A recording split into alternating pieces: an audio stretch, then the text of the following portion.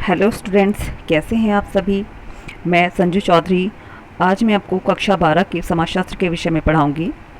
बच्चों, समाजशास्त्र आपके लिए एकदम नया विषय नहीं है। इसके बारे में आप कक्षा 11 में भी पढ़ चुके हैं। ठीक है, तो कक्षा 12 में समाजशास्त्र को पढ़ने से पहले हमें जान लेना चाहिए कि इसकी कितनी किताबें हैं। ठीक है, और उन किताबों में कितने यूनिट्स हैं जिनको हमें पढ़ना है। ठीक है, कक्षा 12 के समाजशास्त्र में इसकी 2 किताबें हैं। पहली किताब है भारतीय समाज और दूसरी किताब है भारत में सामाजिक परिवर्तन। अब हम जो पढ़ेंगे, सबसे पहले हम फर्स्ट बुक के बारे में ही पढ़ेंगे। भारतीय समाज इसका नाम है। ठीक है, जो फर्स्ट बुक है उसमें हमारी 6 यूनिट हैं, जिसमें हमारी पहली यूनिट है भारतीय समाज एक परिचय, दूसरी यूनिट है भारतीय समाज की जनसांख्यिकीय संरचना, तीसरी यूनिट है सामाजिक संस्थाएं, चौथी यूनिट है बाजार एक सामाजिक संस्था के रूप में, पांचवी यूनिट है सामाजिक विषमता एवं बहिष्कार के स्वरूप, और छठी यूनिट है सांस्कृतिक विविधता की चुनौतियां। ठीक है, लेकिन फर्स्ट बुक की फर्स्ट यूनिट भारतीय समाज एक परिचय के बारे में बात करने से पहले हमें जान लेना बहुत ज़रूरी है कि समाज क्या है, क्योंकि पहले हम समाज के विषय में जानेंगे, उसके बाद ही हम भारतीय समाज के विषय में चर्चा करेंगे। अब सबसे पहले आता है समाज का अर्थ। सबसे पहले बच्चों जान लेना बहुत ज़रूरी है आपको कि समाज का क्या अर्थ होता है या समाज किसे कहा जाता है। ठीक है, तो जैसा कि इसमें आपको दिखाई दे रहा होगा कि एक से अधिक लोगों के समुदाय से मिलकर बने बड़े बड़े समूह के बीच के संबंधों को समाज कहा जाता है।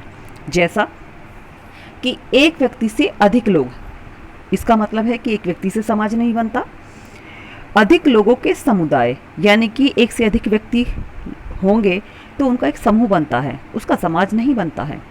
एक से अधिक व्यक्तियों के समूह या समुदाय से मिलकर, जो उन सब से यानी कि कई समूहों से मिलकर एक समुदाय बनता है और कई समुदायों से मिलकर एक समाज बनता है, उनके भी कई समुदायों के भी बड़े बड़े समूह के बीच में संबंधों को समाज कहा जाता है। यानी कि इन लोगों के बीच में होने वाले रिलेशन, संबंधों को समाज कहा जाता है। ठीक है, वो जैसे समाज में हम सभी लोग रहते हैं, हमारे सभी से किसी न किसी रूप में कोई ना कोई संबंध है। कोई हमारा दोस्त है, कोई पड़ोसी है, कोई रिश्तेदार है, कोई परिवार है, कोई भाई है, कोई बहन है। ठीक है, ये सब क्या हैं? ये हमारे संबंध हैं, परिवार के नाते, पड़ोस के नाते, रिश्तेदारियों के नाते। ठीक है, एक समाज के नाते, एक समूह के नाते, ये सब क्या हैं? हमारे संबंध हैं।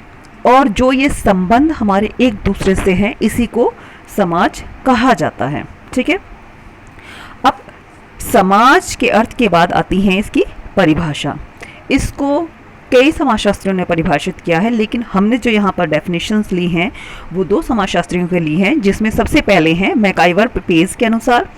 मैकाइवर पेज के अनुसार वो कहते हैं कि समाज सामाजिक संबंधों का जाल है।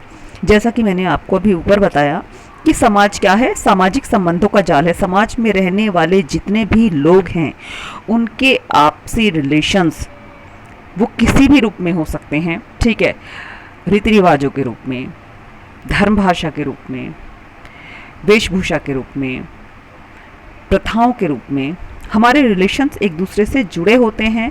हमारी आस्थाएं, हमारी परंपराएं, हमारे विश्वास, हमारे मूल्य, वो सारी चीज़ें जो मूर्त रूप में भी हैं और अमूर्त रूप में भी हमारे समाज के मध्य होती हैं, हमारे बीच में होती हैं। वो सारी चीज़ें जो हमें एक दूसरे से जोड़ती हैं, वो सब क्या हैं? वो सभी समाज हैं और उन्हीं के संबंधों को समाज कहा जाता है। दूसरी जो परिभाषा दी है वो है राइट के अनुसार। वो कहते हैं कि समाज व्यक्तियों का समूह ही नहीं, बल्कि इस समूह में रहने वाले व्यक्तियों के संबंधों की व्याख्या है। इनके अनुसार समाज व्यक्तियों का समूह ही नहीं होता, मतलब जो व्यक्तियों का एक ग्रुप होता है उसके समूह को हम समाज नहीं कह सकते हैं, बल्कि इस समूह में जो रहने वाले व्यक्ति हैं उनके संबंधों की जो व्याख्या विश्लेषण हम करते हैं उसको हम समाज कहते हैं। ठीक है, अब जब हमने समाज के अर्थ को समझ लिया है तो अब हम इसके बाद चर्चा करेंगे समाजशास्त्र का अर्थ है, क्योंकि समाज को समझने से पहले हम समाजशास्त्र को नहीं समझ सकते। समाजशास्त्र का अर्थ, समाजशास्त्र दो शब्दों से मिलकर बना है, पहला सोशस और दूसरा लोगस। सोशस लैटिन भाषा का शब्द है जिसका अर्थ है समाज, और लोगस ग्रीक भाषा का शब्द है जिसका अर्थ है शास्त्र या विज्ञान। अर्थात समाजशास्त्र का अर्थ है जो समाज का अध्ययन करे, समाज का अध्ययन करने वाला विज्ञान, उसको क्या कहा जाता है? समाजशास्त्र कहा जाता है। अब जो समाजशास्त्र के बारे में जानने के लिए कुछ इसकी जानकारियाँ होना हमारे लिए बहुत ज़्यादा ज़रूरी है, ठीक है। जैसा कि इसमें आप देख रहे हैं कि समाजशास्त्र का जो एक पृथक विषय के रूप में अध्ययन किया गया वो सबसे पहले कहाँ? अमेरिका में 1876 में किया गया, फ्रांस में 1889, ब्रिटेन में 1907 और भारत में 1914 ईस्वी में आरंभ हुआ, ठीक है। और जो समाजशास्त्र को किसी ने नाम दिया समाजशास्त्र का? फ्रांस के अगस्त कॉम्टे ने। इससे पहले समाजशास्त्र को सामाजिक भौतिकी के नाम से जाना जाता था, ठीक है। इसलिए क्योंकि इस समाजशास्त्र को जो नाम दिया है अगस्त कॉम्टे ने, तो इसलिए इनको ही समाजशास्त्र का जनक कहा जाता है, ठीक है। ये कुछ बेसिक जानकारी है जो आपको पता होनी चाहिए, ठीक है। इसके बाद बात करते हैं समाजशास्त्र की परिभाषा के बारे में। समाजशास्त्र की जो पहली परिभाषा है वो वार्ड के अनुसार है। उन्होंने कहा है कि समाजशास्त्र समाज का विज्ञान है। जैसा कि मैंने पहले भी आपको बताया कि समाजशास्त्र वो है जो समाज का अध्ययन करता है, एक वैज्ञानिक तौर पर, एक सैद्धांतिक तौर पर उसका क्रमबद्ध अध्ययन करता है, उसी को हम समाजशास्त्र कहते हैं। दूसरी परिभाषा है ओडम के अनुसार, जो कहते हैं कि समाजशास्त्र वह विज्ञान है जो समाज का अध्ययन करता है। बिल्कुल सही बात कि जो समाज का अध्ययन करे वही समाजशास्त्र है।